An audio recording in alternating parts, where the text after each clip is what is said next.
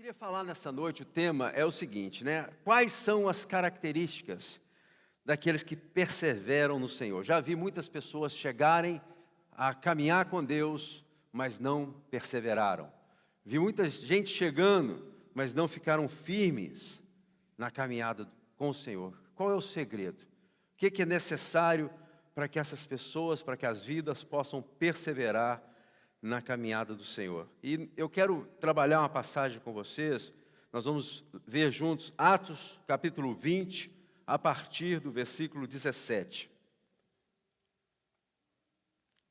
Atos 20. Feche os teus olhos, eu queria orar. Pai amado, eu agradeço ao Senhor. Nosso coração pertence a Ti. Nós precisamos desesperadoramente da Tua palavra. Nós não podemos suportar se a Tua palavra não chegar até nós. Tua palavra é o alimento que nos sustenta. E nós te pedimos nessa noite que o Senhor possa falar essas vidas que o Senhor trouxe aqui, mas também aqueles que estão nos assistindo pela internet. Fala conosco e nos dá um coração aprendiz, um coração prostrado, um coração ensinável, que recebe a Tua santa palavra.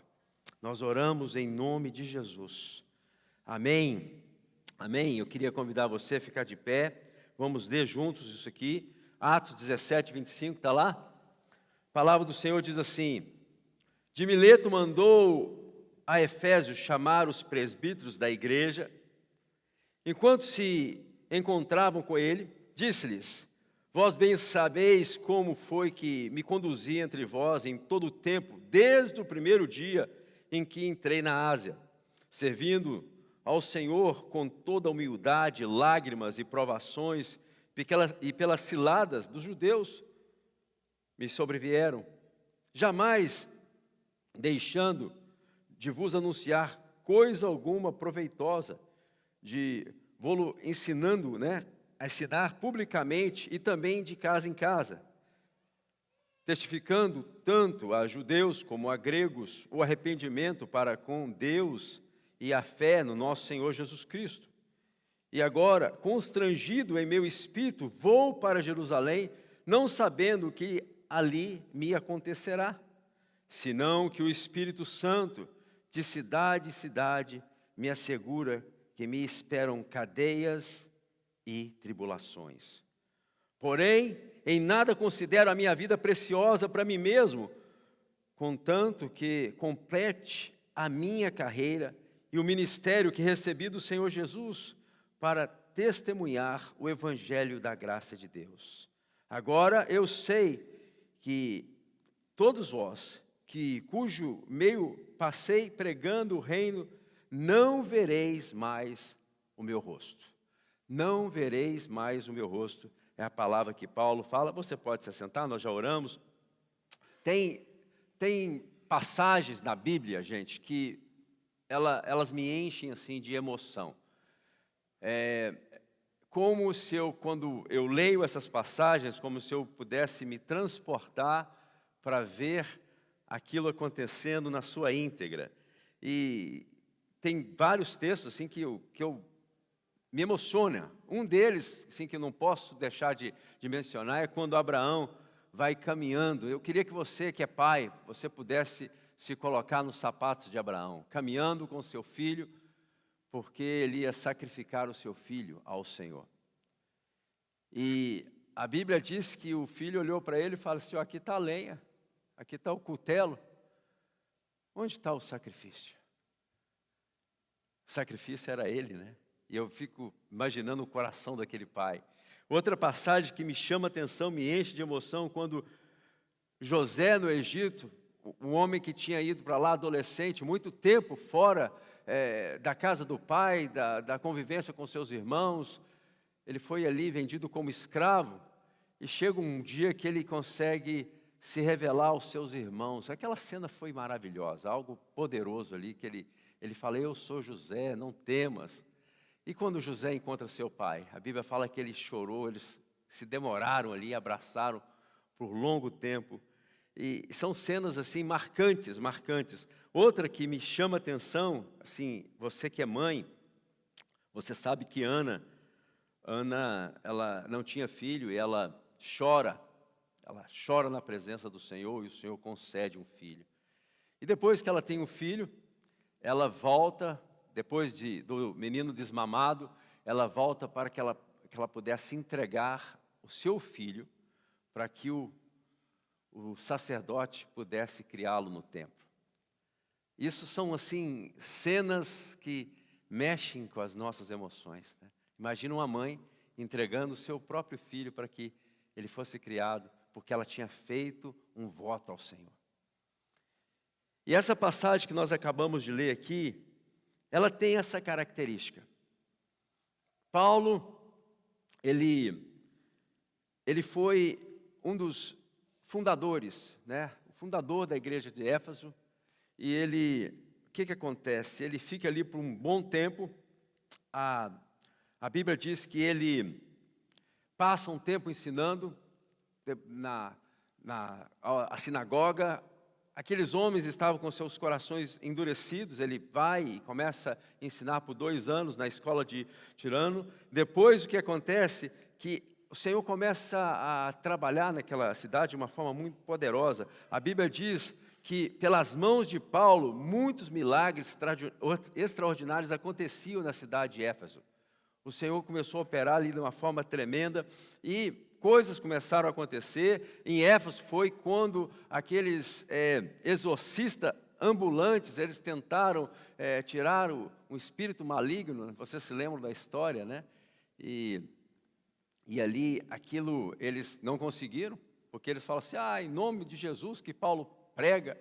E o espírito maligno falou na boca daquele homem, eu conheço Jesus, sei quem é Paulo, e vocês, quem são? Né? Eles tomaram ali uma peia e saíram desnudos, pelados ali. Esse fato chegou a toda a comunidade, houve temor no meio do povo, e estava acontecendo verdadeiramente ali um avivamento, coisas acontecendo, aqueles homens que se convertiam, vendendo jogando seus livros fora, queimando livros de feitiçaria, ou seja, se convertendo verdadeiramente ao Senhor, até o ponto de um homem da cidade, Orives, um homem que fazia, né, pequenas estátuas da deusa daquele lugar, fala assim, a gente vai ter que parar esse homem. Se continuar dessa forma, não somente nós vamos ficar sem emprego, mas também até o templo da nossa, né, deusa Diana, isso vai acabar, isso vai cair por terra. E houve grande, né, tumulto naquela cidade. E Paulo, nessa época, ele sentiu constrangido no seu espírito a ir para Jerusalém. E dentro desse contexto, ele sai da cidade e ele vai para outro lugar, ele fica lá um tempo, até que ele retorna. E quando ele retorna, ele chama os presbíteros, a liderança da igreja de Éfeso, para que pudesse encontrar com ele em outra ilha.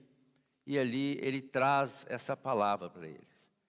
Ele vem e fala, vocês sabem o tipo de postura, como eu me comportei, né, todo o tempo que eu tive com vocês, fiquei ali por 3 anos, e a Bíblia diz que eles choraram, eles abraçavam a Paulo, eles beijaram a Paulo, eles se sentiram tristes, entristecidos por causa da palavra que Paulo vem e fala, vocês que estão aqui, ele já sabia no espírito, não verão mais o meu rosto.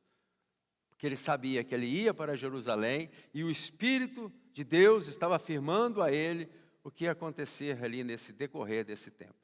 E foi justamente o que aconteceu com Paulo. E a gente aprende muito com o discurso de Paulo, a gente aprende muito com as palavras de Paulo.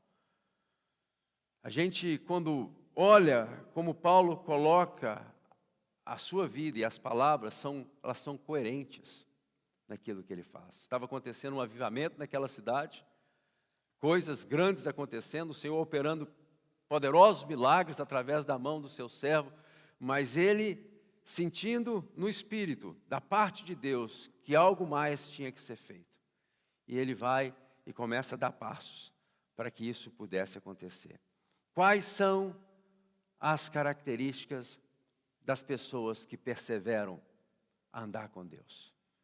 Perseverança é algo muito importante na nossa caminhada. Não importa a forma que você chega na presença de Deus. Importa se você, de fato, crê e persevera em crer. Como eu disse, muitos chegam e não perseveram a caminhar com o Senhor. As circunstâncias da vida, as situações, as aflições, as lutas, os embates que é natural da vida de todos nós começam a acontecer e muitos desistem e viram as costas para Jesus e começam a tentar achar refúgio em outro lugar e colocar a esperança em outras coisas.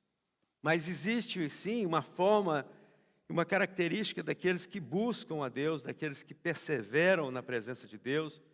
E eu queria que nós pudéssemos juntos, aprender nessa noite, porque verdadeiramente, se tem uma coisa importante para nós, é começar bem, mas terminar melhor. Quem crê dessa forte? E não somente você, mas aqueles que o Senhor Deus te deu. A gente tem que olhar para nós, mas também olhar para o lado.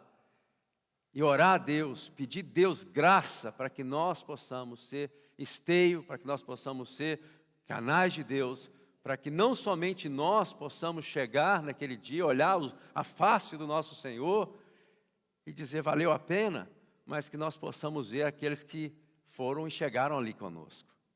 Então, você está nessa noite aqui, eu tenho certeza, foi o Senhor que trouxe você aqui, porque o Senhor quer que você continue sim perseverando a andar com Deus, a ser fiel ao Senhor na sua palavra, e nós vamos juntos hoje descobrir aqui alguns segredos nesse discurso de Paulo que nos leva cada vez mais a querer perseverar em caminhar com o Senhor. Primeira coisa que eu vejo aqui nessa comunicação de Paulo é a convicção do chamado. Você sabe que Paulo era perseguidor da igreja. Capítulo 9 de Atos dos Apóstolos fala sobre a conversão de Paulo quando ele se dirigia para Damasco para prender os do caminho, assim chamavam aqueles que criam no Senhor Jesus naquela época. Ele caiu e ele recebeu da parte do Senhor uma visitação. E o Senhor, em hebraico, fala com Saulo, Saulo, Saulo, por que me persegues? E ele fala, quem tu és, Senhor? O Senhor responde para ele, eu sou Jesus, a quem tu persegues. E aí começa a história de Paulo, e Paulo nunca esqueceu dessa experiência, ele nunca esqueceu desse encontro com Deus, ele nunca esqueceu do chamado dele, e a vida de Paulo é pautada daí para frente para cumprir o chamado do Senhor. E uma coisa que eu vejo que é necessário, é importantíssimo, é que nós possamos ter convicção do chamado de Deus. Convicção que Deus te chamou. Se você ver e perceber todos os homens das Escrituras, que começaram, eles, em princípio, talvez tiveram dificuldades com o chamado de Deus. Mas eles perseveraram, eles continuaram a seguir o Senhor e eles foram fiéis até o final. Paulo foi chamado. E quando ele foi chamado, o Senhor dá uma palavra para ele, E ele guarda essa palavra no coração e ele persevera até o final. E você vê as passagens das Escrituras, Paulo com um propósito, cumprir o chamado do Senhor. Não foi desobediente, ele fala, quando ele testifica ao rei Agripa, a visão celestial. Ou seja, ele continua perseverando e fazendo aquilo que o Senhor Deus manda ele fazer. No 24, esse versículo nós lemos, diz o seguinte, porém, em nada considero a minha vida preciosa para mim mesmo, contanto que complete a minha carreira e o ministério que recebi do Senhor Jesus, para testemunhar o evangelho da graça de Deus. Então foi isso, o elemento motivador que levou Paulo a perseverar na fé e na caminhada. Ele sabia o chamado dele, ele tinha claro. E eu queria perguntar para você nessa noite se você tem claro, é importante isso, essa pergunta, se você tem claro o chamado de Deus para a sua vida. A convicção do chamado de Deus vai fazer com que você persevere, que você continue, mesmo no tempo difícil, mesmo no tempo de luta, mesmo quando você for afrontado e situações possam, né, surgir na sua vida, a convicção do chamado vai fazer que você firme os seus pés e que você continue. Essa convicção não pode faltar, porque muitas vezes nós questionamos, nós confundimos, né? Parece que será que Deus chamou mesmo? Chamou, gente. Deus te chamou, o motivo de você estar aqui, você conheceu o Evangelho, Deus preparou pessoas no teu caminho. Talvez você não teve a experiência de Damasco, como Paulo, mas com certeza a palavra chegou ao teu ouvido, porque se não chegasse ao teu ouvido, você não estaria aqui nessa noite. Alguém foi usado por Deus para falar do Evangelho com você, e você creu. Quando você creu no Evangelho, alguma coisa aconteceu dentro de você. O Espírito que estava outrora morto, ele foi revivado. Por quê? Porque o Espírito Santo de Deus começou a trazer algo novo da parte de Deus. Chamado é muito importante, né? Mas existem inimigos para o chamado. Quais são os inimigos do chamado? O sentimento de rejeição é um tremendo inimigo. Esse sentimento de rejeição faz com que nós venhamos a perguntar, de fato, eu, um cara tão simples, chamado por Deus, você, simples, na sua simplicidade, você foi chamado por Deus. Outra coisa é o medo. Muitas vezes temos medo, e o medo nos impede, o medo nos paralisa, o medo faz com que venhamos a retroceder na nossa caminhada com Deus, né? Então, a gente tem que eliminar esses inimigos que muitas vezes querem nos colocar em dúvida. Outra coisa que vem é a incredulidade. E a gente vê isso claramente. Quando Deus chama, você se lembra quando Deus chamou Moisés, ele começa a argumentar, a arrumar desculpas para Deus, até o ponto de Deus ficar irado. Eu vejo que muitas vezes gente que está na igreja, talvez tenha consciência que Deus chamou, mas sempre traz uma nova desculpa, sempre traz uma nova argumentação. Quando a gente olha na história de Jeremias, quando Deus chama Jeremias, Jeremias fala assim, eu não, passo de uma criança, eu não sei falar.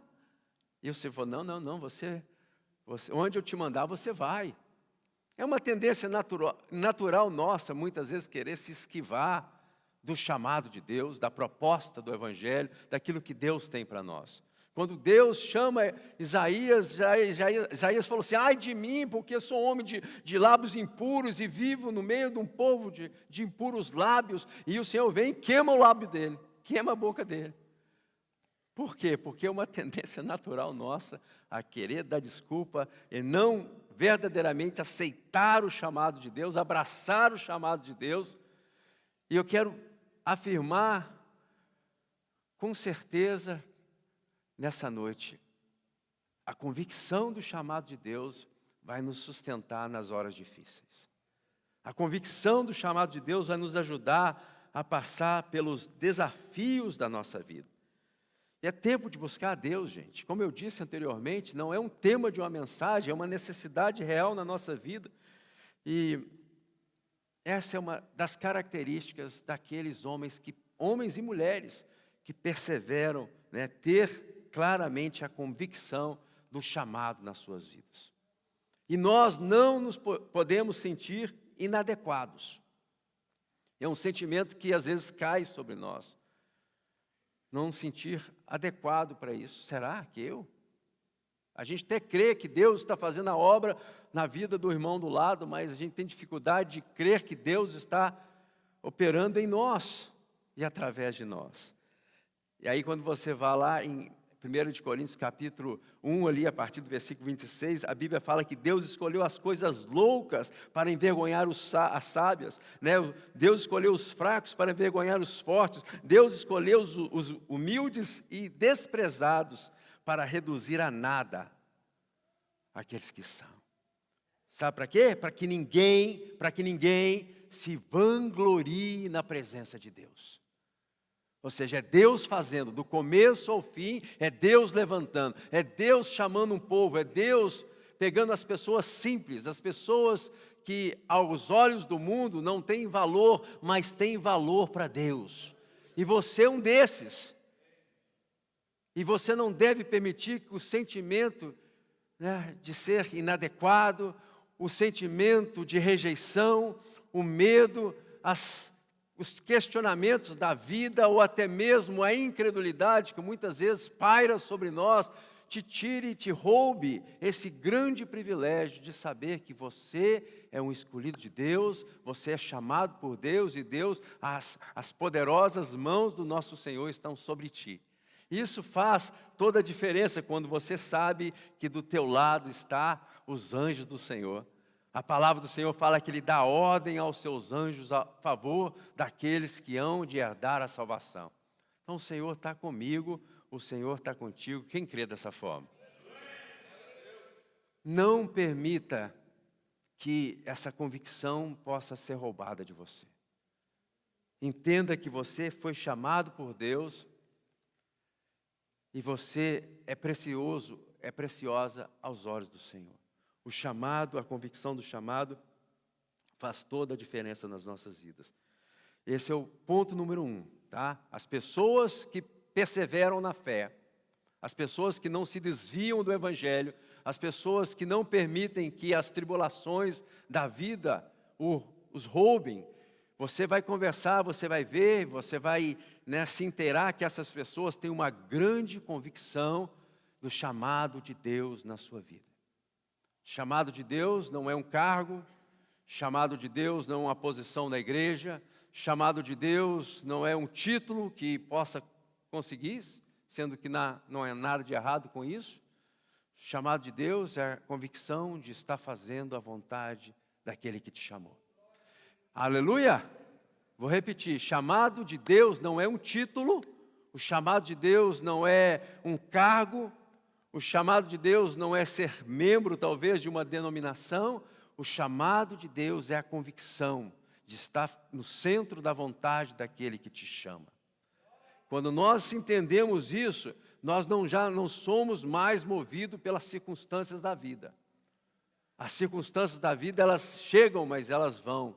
Porque, né, a gente sabe, né, o choro pode até durar uma noite, mas a alegria vem pela...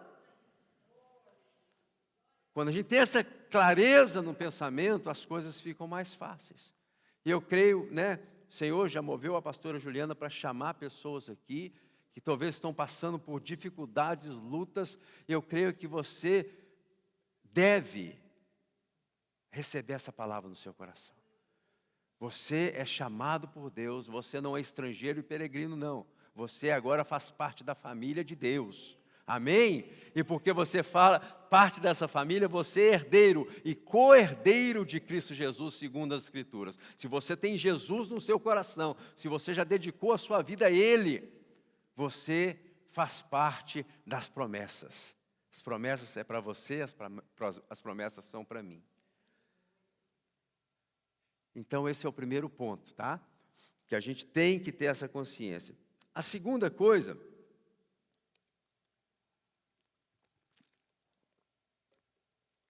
que a gente vai ver em pessoas que perseveram em caminhar com o Senhor, é uma característica, é a boa consciência.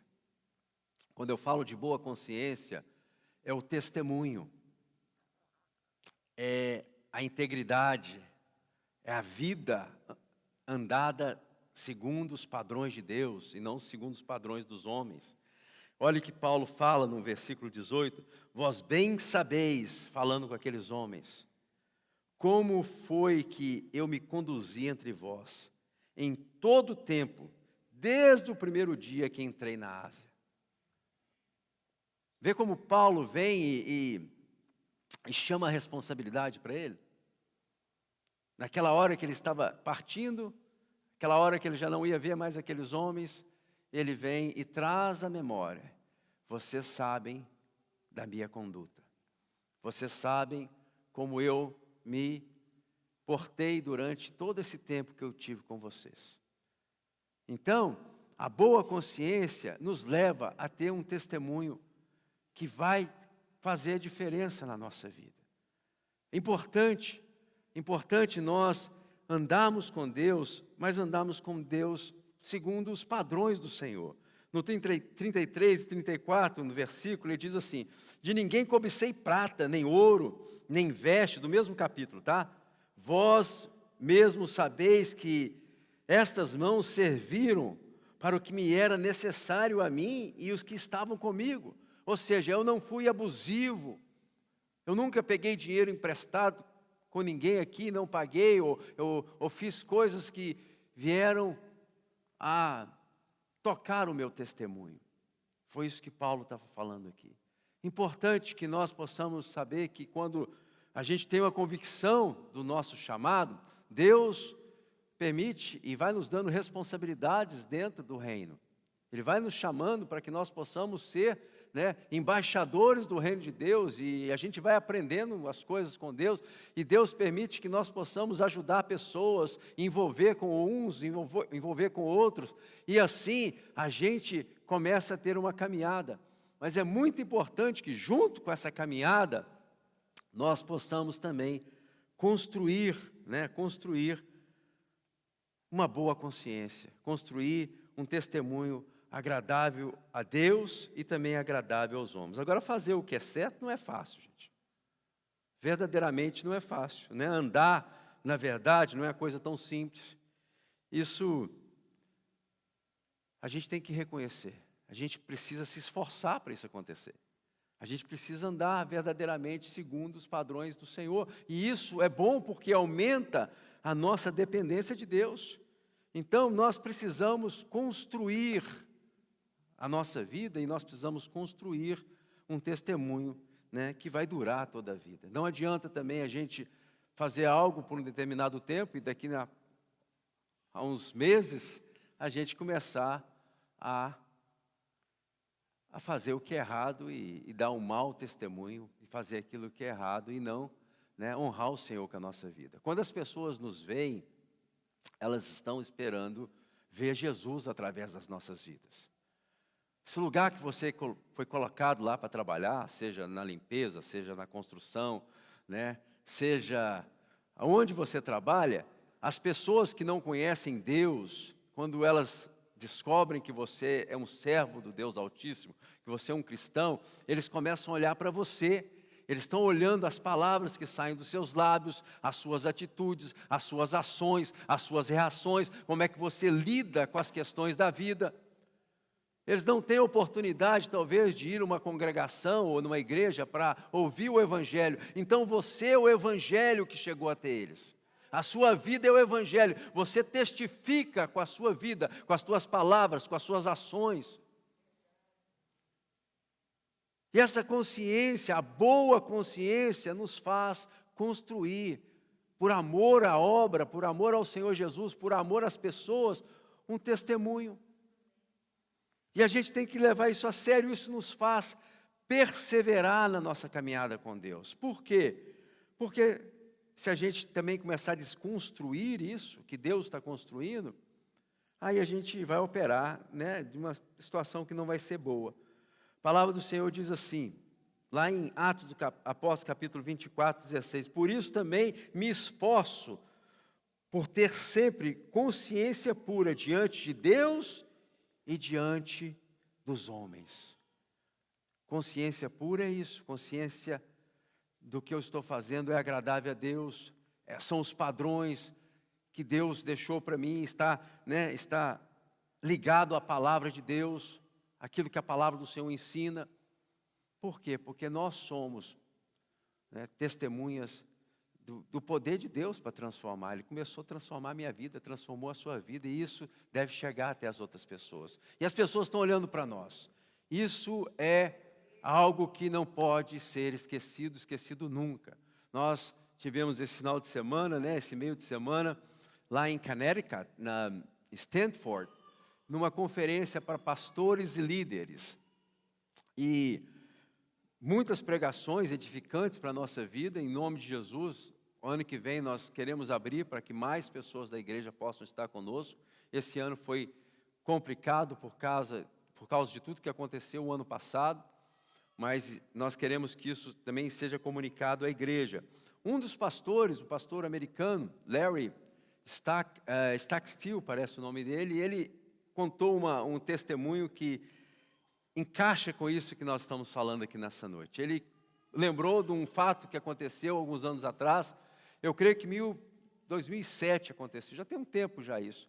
Uma ponte caiu no estado de Mississippi. Essa ponte, eu não sei se você se lembra disso. Vários carros em cima da ponte, uma ponte enorme. Eu me lembro quando isso aconteceu. E ali, muitas pessoas morreram, muitas pessoas ficaram feridas. E o que o pastor trouxe, que foi assim, me chamou a minha atenção, ele disse: vocês, pastores, vocês líderes, vocês que andam com Deus, vocês são as pontes. Vocês são as edificações que Deus estabeleceu. E quando algo acontece conosco, muitos caem. O fato daquela ponte cair foi um problema numa pequena área que a integridade daquela construção foi toda abalada por causa de um espaço ali. E muitas pessoas morreram por causa disso. Nossa vida é assim, gente.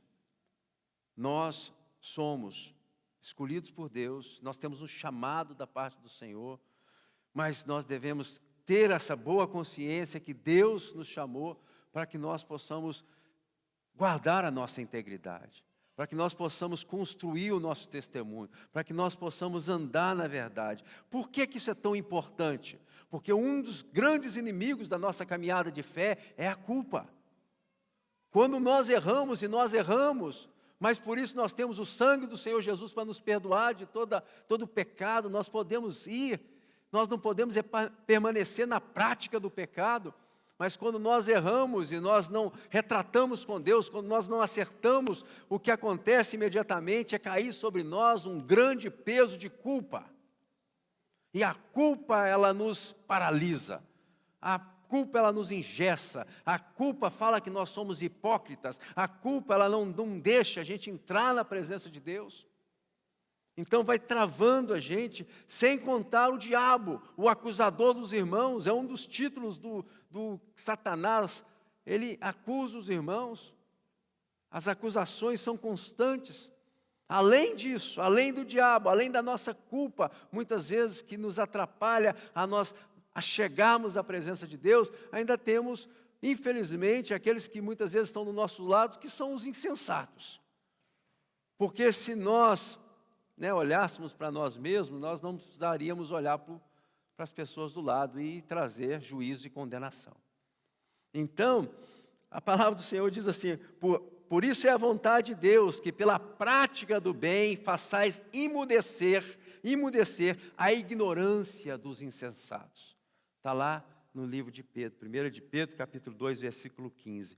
Então, gente, esse tipo de conduta vai nos dando fundamento.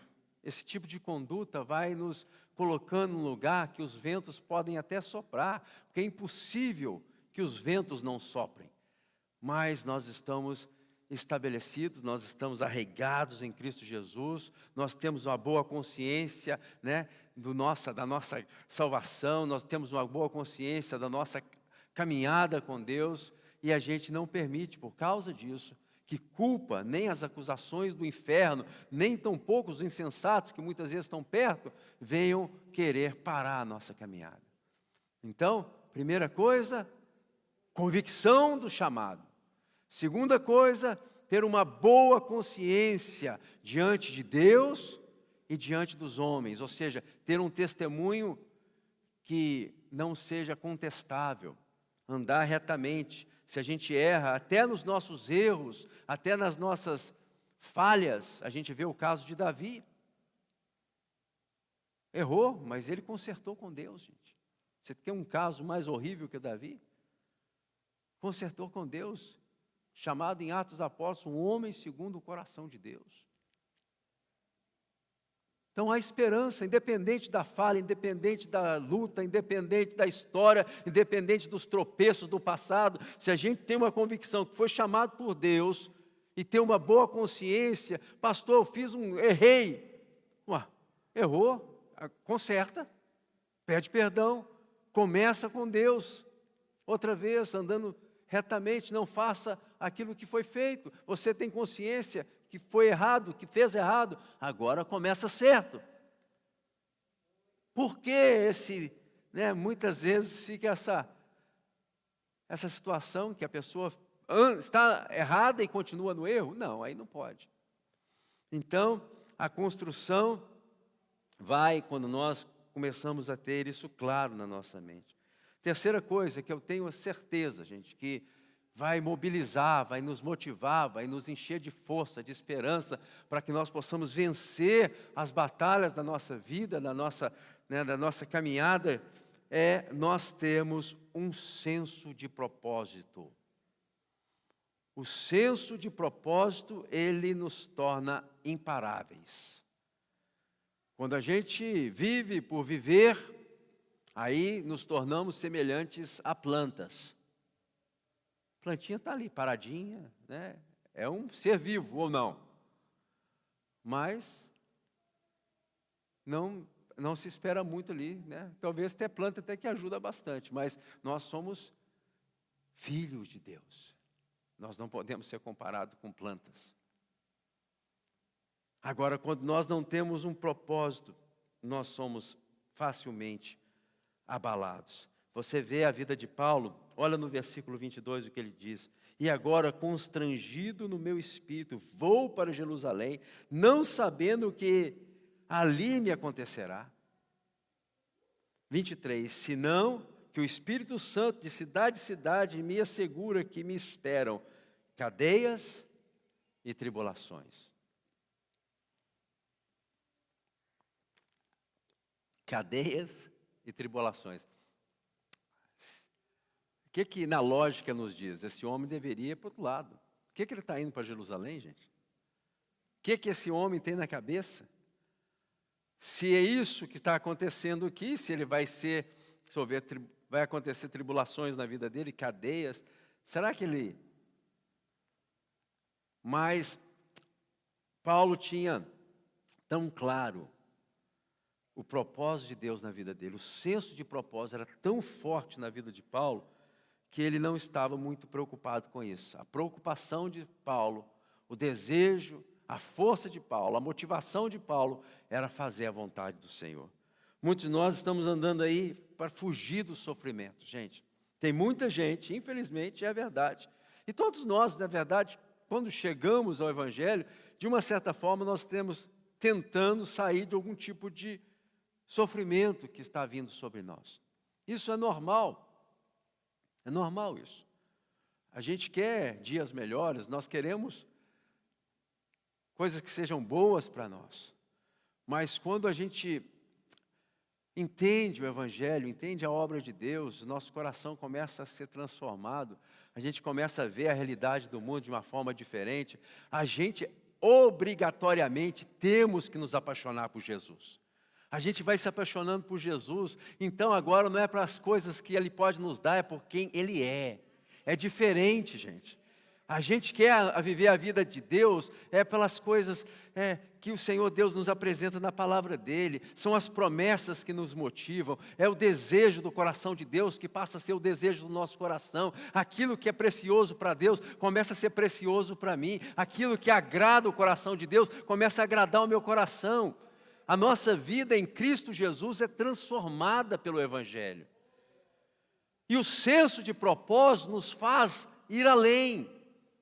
Porque todos nós passamos por lutas e tribulações, todos nós passamos por grandes dificuldades na nossa vida.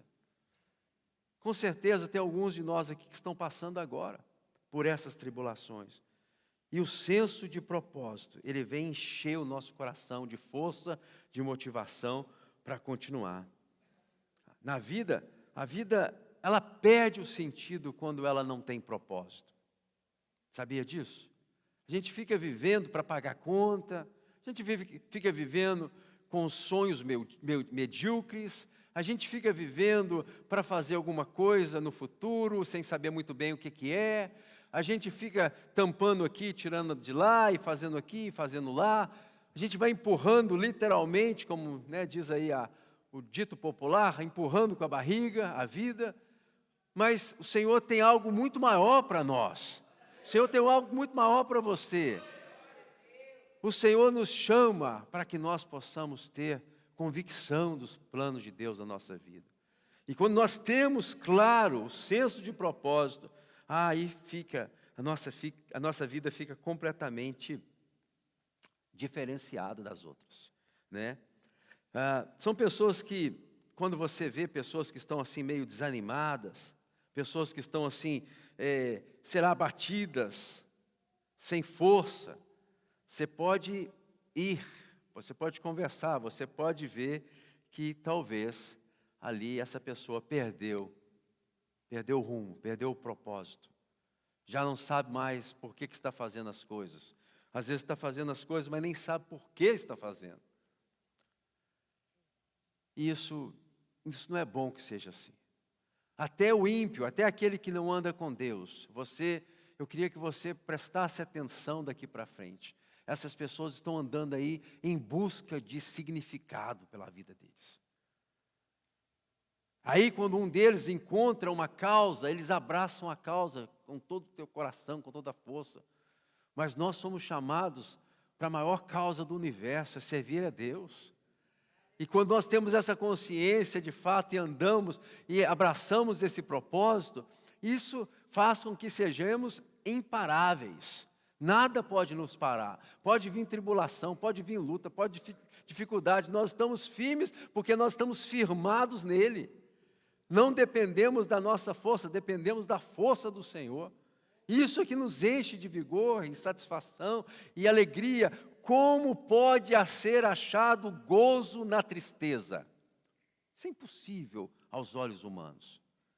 Isso se torna possível quando essa pessoa está rendida aos olhos de Jesus, quando essa pessoa está andando nos caminhos do Senhor, a gente vê que algo diferente está acontecendo, porque essa pessoa, mesmo passando pelo vale da sombra da morte, ela tem força para continuar a caminhar. Isso se explica porque essa pessoa tem um forte senso de propósito. E esse senso de propósito só se encontra em Jesus Cristo. Essa palavra é para aqueles que já estão abraçados pela cruz, aqueles que já dedicaram a sua vida ao Senhor. Porque uma vez que você pertence ao Senhor, tudo isso começa a acontecer na sua vida. Você tem uma convicção que foi chamado por Deus. Aí você começa, porque foi chamado por Deus, a andar diferente dos passos do mundo. Você já tem agora uma consciência, né, pura no Senhor, porque você já não quer fazer o que todo mundo está fazendo. O Espírito Santo começa a te direcionar para fazer outras coisas que o mundo fala assim, é loucura. Por que ele faz isso? Por que ele fala dessa forma? Por que ele age dessa forma? Porque você é de Deus. Porque você é filho do Deus Altíssimo. Porque você não é desse mundo. Você é, né, forasteiro e peregrino nessa terra, mas você é cidadão do céu. É por isso que você se porta diferente. Você tem uma nova constituição, você tem uma lei que rege sobre você, você agora é cidadão de outro reino, você é diferente. Nós somos diferentes. E aí depois você, quando entende isso tudo, você abraça esse senso de propósito, que é fazer a vontade de Deus. Você vai entendendo o chamado, você vai entendendo o propósito, você vai entendendo a vida de Deus, você vai entendendo para que Deus te chamou, para que Deus te levou, por que Deus te colocou nesse lugar, nesse tempo, nessa época, por que Deus te conectou com pessoas, por que Deus foi movendo a sua vida de uma forma extraordinária e te colocou no lugar certo, na hora certa, para que você pudesse entender os planos do Senhor, a vida de Deus sobre ti. E aí você começa a fruir, e as coisas, né, que acontecem na vida, elas não podem te parar mais. Porque a obra de Deus é maior. João capítulo 16, 33, coloca para mim, por favor. João 16, 33. A palavra do Senhor diz assim, ó: Essas coisas vos tenho dito para que tenhais paz em mim. No mundo passais por aflição, mas tende bom ânimo. O que fala aí, igreja? Não ouvi nada. O que fala?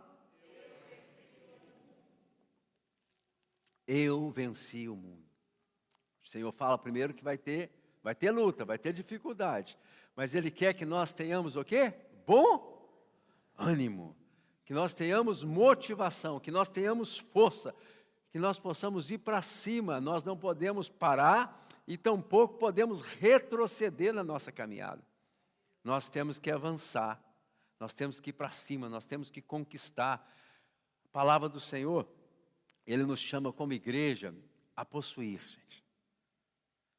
E Ele vem, Ele fala uma palavra de conquista. Ele fala que as portas do inferno, elas não podem deter a igreja. Então nós não podemos andar e viver na defensiva. Tem gente que está na defensiva aqui. Está na defensiva no matrimônio, está na defensiva na sua vida profissional. Ou seja, o que é isso, andar na defensiva, pastor? É só mesmo ali mantendo, na vida de manutenção. Se a gente continuar na vida de manutenção, a gente não vai chegar a lugar nenhum. A gente tem que andar na vida de expansão, em outras palavras. Hoje eu estou aqui, amanhã eu estou ali, amanhã vou estar lá na frente. Ou seja, eu vou fazer a vontade de Deus. Eu vou andar nos caminhos do Senhor. Eu vou perseverar em caminhar naquilo que Deus deixou para mim. Aquilo que Deus colocar na minha mão vai prosperar. Aquilo que Deus me direcionar vai acontecer. Eu vou andar por fé, eu vou entender aquilo que Deus está me chamando para fazer e eu vou para cima. Essa é a postura do homem e da mulher de Deus. Mas pastor, eu olho para os meus filhos, eu desanimo. Mas pastor, eu olho para a minha vida conjugal, eu fico desanimada. Eu olho para a minha profissão, parece que não sai daquilo, eu estou sempre fazendo a mesma coisa, parece que o tempo está jogando contra mim. No mundo tereis o quê? Aflição, são as aflições do mundo. Aí vem a palavra do Senhor de ânimo, de consolo e de força, mas tende bom ânimo. O Senhor venceu o mundo, ou seja, a batalha já foi ganha. E as promessas já foram feitas. O que nós temos que fazer é abraçar as promessas de Deus e andar na verdade do Evangelho. E não permitir que muitas vezes as culpas, as situações da vida venham me parar. Ou até mesmo fazer que venhamos a retroceder na caminhada. Você, olha para mim. Você é precioso para Deus. Você tem que crer nisso. Você é amado pelo Senhor. Creia nisso. Você é amada pelo Senhor. Você é amado pelo Senhor. Aquele que começou a boa obra em ti, Ele é suficiente para fazer poderosamente mais. As suas expectativas são pequenas demais, diz o Senhor. Olha para cima. Olha para aquele que te salvou. Olha para aquele que te cuida. Porque verdadeiramente é Deus que cuida de nós. Se não fosse o Senhor, nem vivo nós estaríamos. Sabia disso? O inimigo das nossas almas, ele te odeia. Ele me odeia, ele quer arrebentar conosco. Porque ele arrebentando conosco, ele agride Deus. Não é porque ele está preocupado conosco. O negócio dele é agredir Deus. Mas existe uma proteção de glória sobre você. Um cuidado especial da parte do Senhor sobre a sua vida. Quando a palavra de Deus fala, nos afirma que Deus dá ordem aos seus anjos para nos cuidar, nós temos que crer nisso. O Senhor tem cuidado de nós, gente. O Senhor tem feito milagres e maravilhas na nossa vida. O que nós temos que fazer é crer naquilo que o Senhor já fez e perseverar em caminhar com Deus. E não permitir que nenhuma palavra de incredulidade venha nos tirar do propósito do Senhor. Eu queria convidar você a ficar de pé.